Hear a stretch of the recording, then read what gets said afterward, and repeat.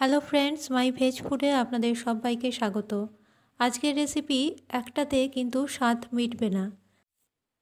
শীতের দুপুরে ভাতের সাথে অথবা বিকেলে চা কফির সাথে আজকের রেসিপি একদম দুর্দান্ত। আসুন দেখা যাক আজকের রেসিপি ভালো লাগলে অবশ্যই চ্যানেলটি সাবস্ক্রাইব করে রাখবেন এইরকম নিরামিষ রান্নার আপডেট পেতে। এখানে নিয়েছি কুমড়োর বুকা আর নিয়েছি মূলো, গ্রেট করে রাখা মূলো। কুমড়ার বুকা এরকম টুকরো করে কেটে নিয়েছি, আর মূলো আছে এখানে দুটো, গ্রেটারের সাহায্যে গ্রেট করে নিয়েছি।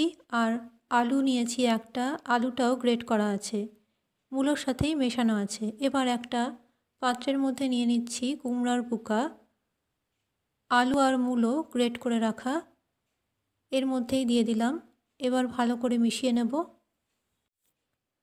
আজকের রেসিপি ভীষণই লোভনীয়, একটাতে কিন্তু এর স্বাদ মিটবে না, খেতে হলে অনেকগুলোই খেতে হবে। তাই আজকের রেসিপি একবার অবশ্যই বাড়িতে বানিয়ে দেখুন, শীতের দিনে খুবই ভালো লাগবে খেতে।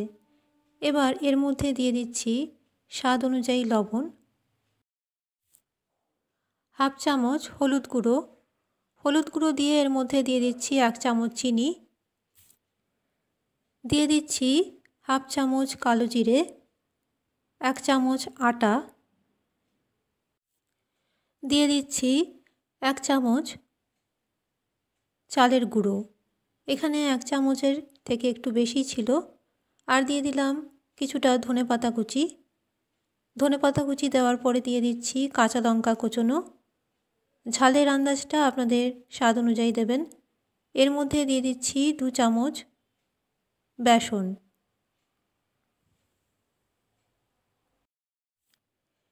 এবার সমস্ত উপকরণ একসাথে ভালো করে মেখে নিতে হবে।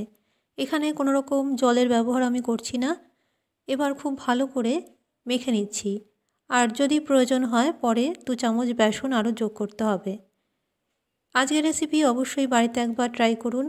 এই শীতের দিনে, শীতের দুপুরে বা বিকেলে হোক, বিকেলে চা বা কফির সাথে অথবা দুপুরে ভাতের সাথে এই রেসিপি একেবারে মানানসই। একবার অবশ্যই বাড়িতে বানিয়ে দেখুন। এবার ছোট ছোট বলের মতো করে গরম তেলে ভেজে তুলে রাখব। এখানে সাদা তেল ব্যবহার করেছি, তেলটা মিডিয়াম ফ্লেমে গরম করে নিয়েছি। এবার পকোড়াগুলো একটা একটা করে দিয়ে ভেজে তুলে রাখব। আপনারা ইচ্ছে করলে যেই সাইজ করেছি তার থেকেও ছোট সাইজে ভেজে তুলে রাখতে পারেন। এই রকম লালচে করে ভেজে তেল থেকে তুলে রাখব। আজকের রেসিপি কেমন লাগলো অবশ্যই কমেন্ট করে জানাবেন। ভালো লাগলে অবশ্যই একটা লাইক করবেন, শেয়ার করতে ভুলবেন না। আর আজকের রেসিপি যদি ভালো লেগে থাকে তাহলে চ্যানেলটি সাবস্ক্রাইব করে রাখবেন এরকম নিরামিষ রান্নার আপডেট পেতে। এখানে বলে রাখি, আমার চ্যানেলের সব রেসিপি সম্পূর্ণ নিরামিষ। আমার ফেসবুক পেজ মাই ভেজ ফুড আপনারা অবশ্যই ফলো করুন, তার লিঙ্ক ডেসক্রিপশন বক্সে পেয়ে যাবেন, সেখানে ক্লিক করে দেখে নিতে পারেন। দেখুন পকোড়াগুলো এইরকম লালচে করে উঠিয়ে রাখছি।